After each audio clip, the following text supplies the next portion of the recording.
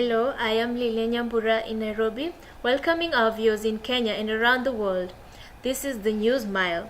This program takes a global and exclusive look at evocative issues affecting public attitudes in politics, health, sports, and education. First, a look at the major stories from around the world.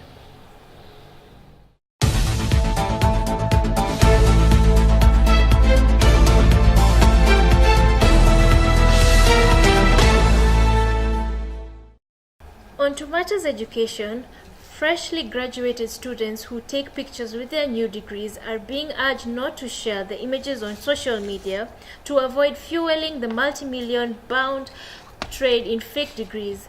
Higher Education Degree Data Check, also known as HEDD, the UK's official service for verifying degrees, say that more than two-thirds of students plan to take graduation selfies this year. But HEDD warns that the growing trend for documenting degrees success online is giving fraudsters access to the latest logos, crests, signatories, stamps, holograms, and wording, fueling the booming business of selling fake certificates. Moving across to France, a striking video footage of a young man scaling 4 stories of a Paris apartment building to rescue a child who was dangling from a balcony went viral. The rescuer, 22-year-old Mamadou Gassama, is an undocumented immigrant from Mali. He is now being feted as a national hero despite having been in France for less than 6 months. Paris Mayor Anne Hidalgo announced that the city will support his effort to stay in France, and President Emmanuel Macron welcomed him to the Élysée Palace on Monday. In the event, Gassama was offered French citizenship and a job as a firefighter. Let's take a look at the viral video.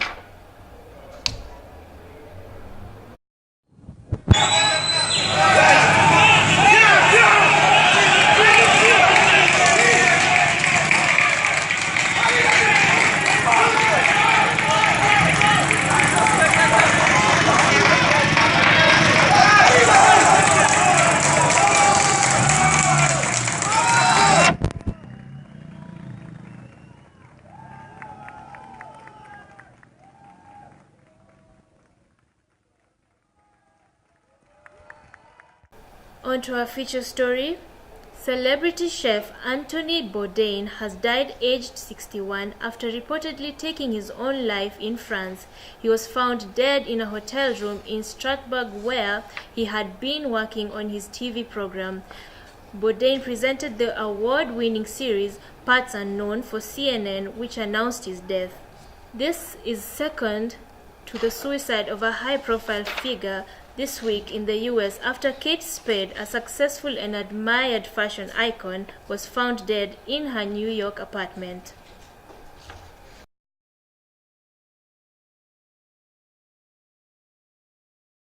I will now like to invite our viewers to send in their comments and thoughts on this pressing topic of depression and suicide on the Twitter handle displayed on your screen at @thenews_mile using the hashtags depression, #SaveALife.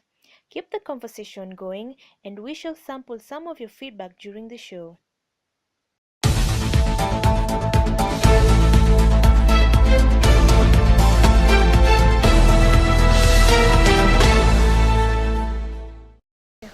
Bringing it back home in Kenya, on May 27th, a year ago, Peter Gichira, a presidential candidate, tried to jump from a building after his bid to run for president was rejected.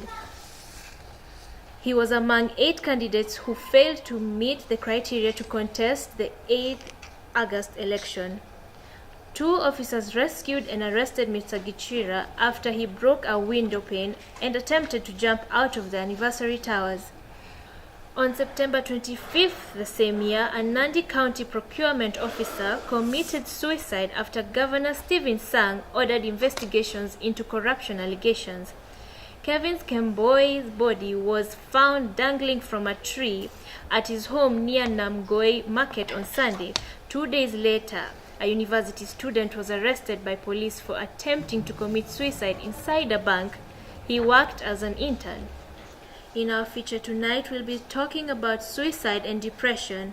But before we go further, Lindaga Kenya has more on that. Before I hand this over, let's look at your feedback on our social media platforms.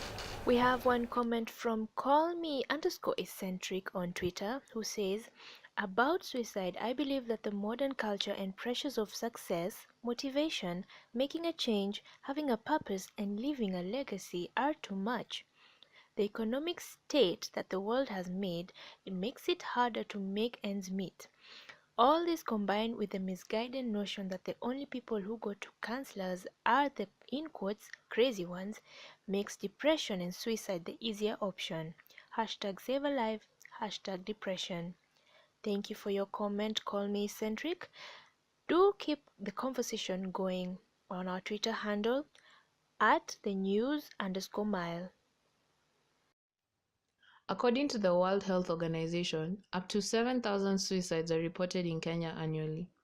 421 suicides were reported to police nationally in 2017, compared to 302 in 2016, according to the 2018 Economic Survey. Of the 421 cases, 91 were women. The survey by the Kenya National Bureau of Statistics found that in Kenya, men are more likely to take their lives than women. Depression has been identified as the greatest cause of suicide in Kenya, beating violent relationships and other related abuses. This is according to a report by WHO in 2017. The report states that thousands attempt killing themselves annually in what is always blamed on depression. The report shows Kenya was ranked 6th with the highest number of depression cases amongst the African countries. However, in our setting, according to Elizabeth Gishimu, a clinical psychologist, most people will not reach out because of stigmatization of mental illnesses. Suicide is treated as a crime in Kenya, and one could be jailed for a term not exceeding 2 years. Just to get clarity on the people's opinions, this is what a few had to say. What causes suicide, especially in our society, is the pressure that we have, the constant pressure to succeed, the constant motivational videos which tell you can do it, the constant advice of having a purpose, the constant push to do better, be better, make a change, make a difference, leave a legacy, all that. And then when you don't do it, when you try your hardest and that does not happen, it's a hard thing to take. It's a hard pill to swallow, so to speak. And people, it's hard to handle such situations. And if we live in a society where maybe seeing a counselor or a psychologist or a psychiatrist is seen as you have a mental illness. So such avenues which may bring assistance aren't very attractive to the populace. Personally, I never considered depression a serious issue. I always looked at it as an escape for people with, let's say, serious problems in their lives, like serious problems. Uh, so, although my thoughts on depression changed around August last year, when I feel I was really struggling with a sort of depression of my own. Uh, Let me not call it depression, because it was not, let's say, clinically diagnosed, but I was just feeling deeply stressed by life, stressed by relationships, friends, everything was just stressing me, and I thought I was depressed, but let's not call it that. uh, I felt like everything that could go wrong in my life went very very wrongly. It was really bad. And yeah, I'm an introvert, and I couldn't tell anyone about it. Not that I didn't want to, but it's just that my nature wouldn't let me approach anyone to tell them of my problems. But eventually, I was able to tell my dad, and he really pulled me through that phase of stress. And since then, my thoughts on depression have really changed. I believe it's a serious problem that's bothering this generation of ours, generation tumefanya nini. But the solution to it is just talking to people you're around, people you care for, people who care for you.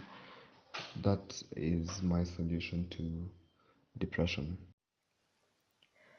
We now have Linda on the field. Thank you, Linda, for that informative feature. Now, my question to you is, what are your thoughts on depression and suicide in general? Honestly, I think those are some of the few things that we as Kenyans have rarely ever taken it seriously. Like usually like make a joke like enda kanisa, go talk to your pastor or something like that. But it's a real issue that people go through, and a lot of people have taken their lives because they weren't able to find someone who can help them, who can assist them in getting out of their depressed state that eventually led them to suicide. Suicide is a real issue and must be dealt with. Thank you, Linda Gakenya. Do have a nice day. Thank you.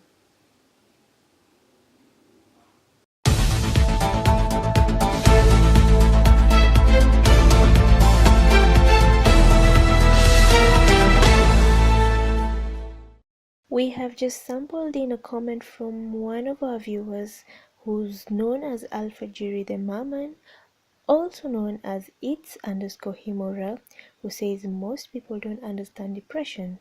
It's like being angry without enthusiasm. You are basically a zombie without a single will to live. People telling you how the world is colorful, yet you are already colorblind. Sleep isn't just sleep, but an escape from depression. He later further on goes and says, at times someone feels like they have nothing to live for and leaving this world seems like the safer bet. And the bravest thing is continuing life when you want to die. Hashtag save a life, hashtag depression. Joining us now is Dr. Irene, a psychologist from Daystar University. Welcome. And once you lose someone through suicide, what are the steps to take? It's very devastating losing anyone through any means of death, but suicide is even more devastating because you feel like this person had a choice, but they chose not to live. And maybe this person is very close to you. Maybe they are like your parent or your child or your sibling or your boyfriend, girlfriend. You know, it becomes very devastating. So the same steps we encourage people who are going through bereavement is the same thing we're telling you. Please look for help. You need a lot of support to help you deal with the loss, and it's we call it sudden traumatic loss through self-harm. How do you deal with a suicidal patient? Yeah, when we have somebody who is suicidal and they have said it, they have even written it, and they're extremely suicidal, one of the things we recommend is that they have to go into hospital immediately. In the laws of Kenya, it's actually an offense if you try to take your life and you can be arrested. But for us as psychologists, we say that you should go to a hospital and you're admitted and you have a psychiatrist, a psychologist, and all the support and a counselor who will help you deal with whatever issue you are dealing with.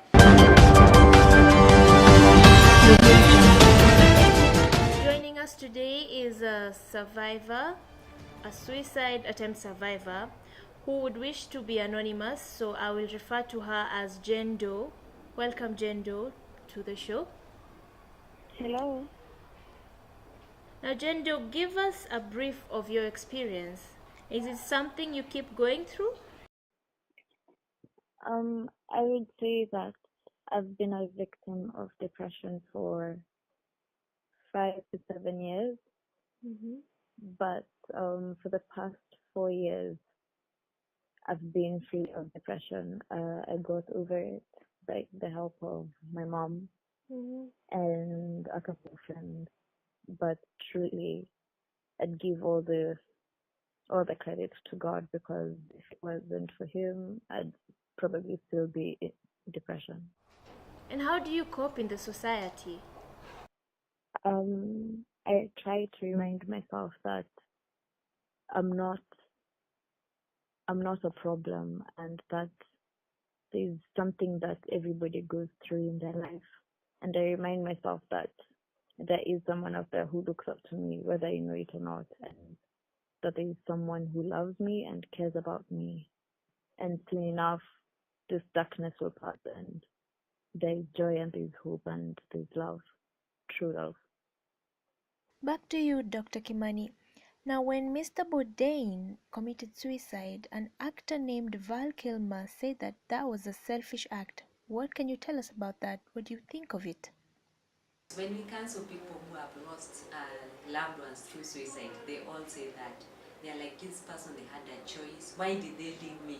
But usually, so when you're dealing with mental health issues, that person is not there in their right frame of mind. Maybe they have felt so helpless and so depressed for so long that they feel like taking my life is the only way out. So that's why we say, even if somebody has done it, just, let go, deal with the loss and grief, but know that when somebody is going through depression, they are not in the right frame of mind, they are not reasoning right, they are not logical, they are not able to make very conclusive decisions about their life. So they need a lot of help. Thank you very much for your time. We really do appreciate. Thank you too, and it's good you've taken this initiative. Thank you. And now we're back with Jendo. What stopped you the next time you wanted to commit suicide? After that, what really stopped you from doing the act? Honestly, if if I tell you the real story, you'd call it a miracle. But let's just say that I was sitting at a table with pills and tears in my eyes, but I just couldn't bring myself to do it. And every day I said, thank God for it, because if it wasn't for that, I would not have seen the year 2016, the year 2017, or the year 2018. I'd literally be dead. So it's God and your mother's prayers, my mother's prayers actually, because the night that I was actually sitting with those pills, the next day my mom called me and she said that she had the urge to pray for my life. And yeah, miracle is crazy. Okay. Yeah. As a suicide attempt survivor, what advice would you give to those who feel how you felt before? You understand your situation better than anybody else. And if you are strong enough, which you are, because you wouldn't have made it this far, you can bring yourself out of it. The first stage is to always shed and let go of the old things, of the old pains, the old grievances, the old comments and rejection and bitterness. Forgive yourself first, because once you have forgiveness, you will be able to forgive others. So forgive yourself and then come to terms and forgive others. And then seek joy, seek happiness, and seek God, because with God is everything. There's peace and there's serenity. Yeah. And surround yourself with people who love you and care for you genuinely. Thank you for your time, It's no problem at all. and I do wish you all the best. Thank you. Anything to help anyone out there.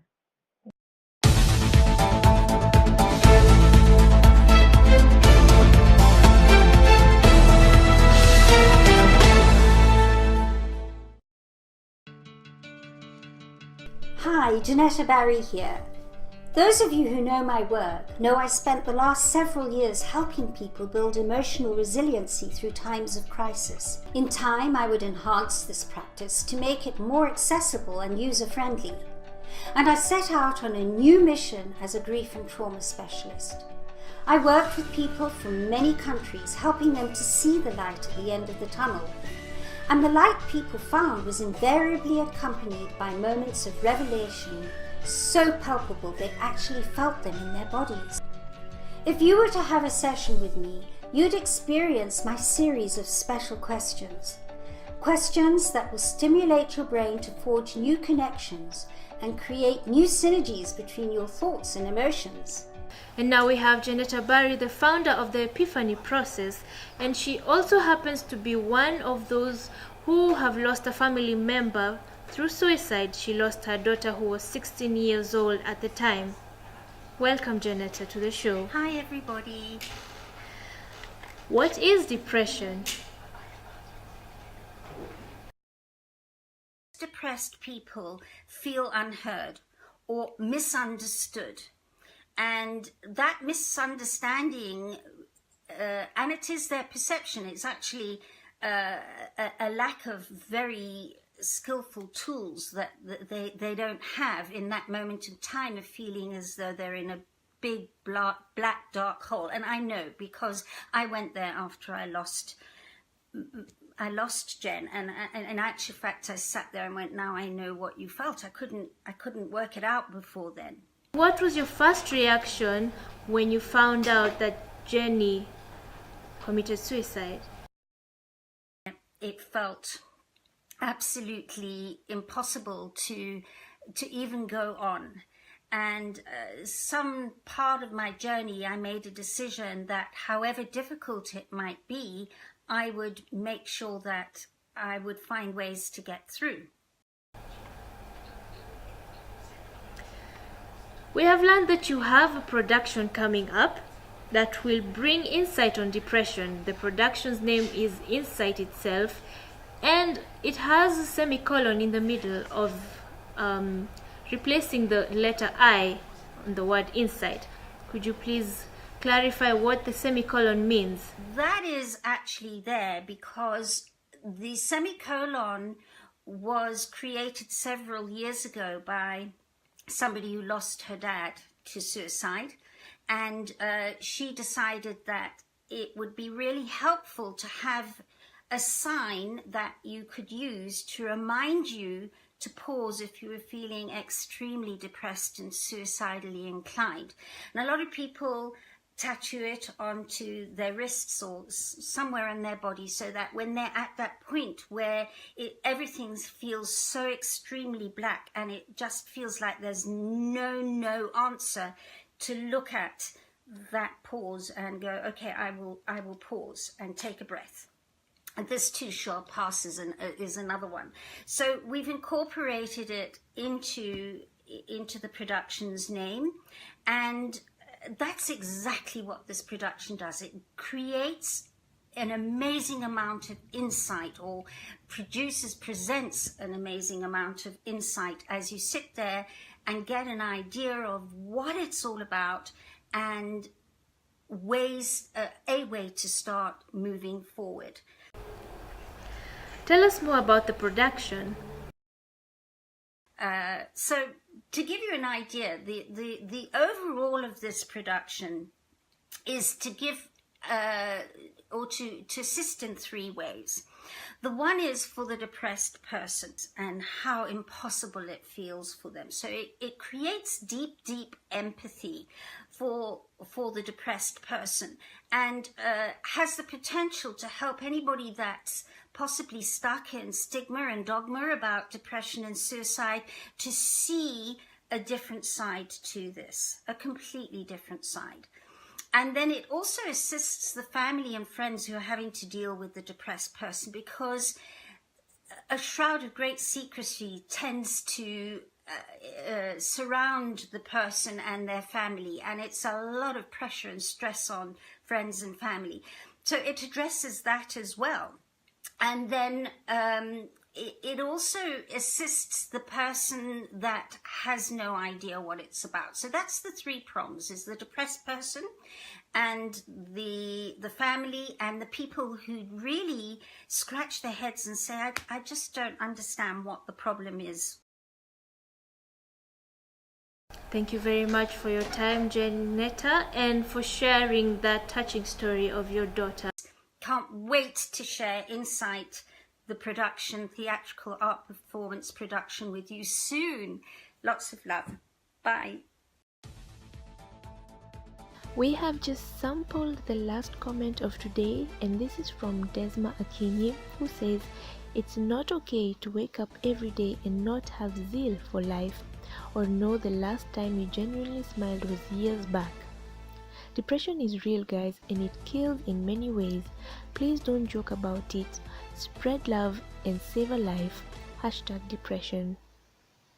In my opinion, any suicidal thoughts should be taken very seriously. And if you've seen any person or friend or family member that has had any behaviors moving towards suicide, please do seek help as soon as you can. That marks the end of the show. I'd like to thank the viewers for watching and participating in the show through our social media platforms. Please do subscribe, comment, keep the conversation going through the social media handles displayed on your screen. Thank you again. See you next time.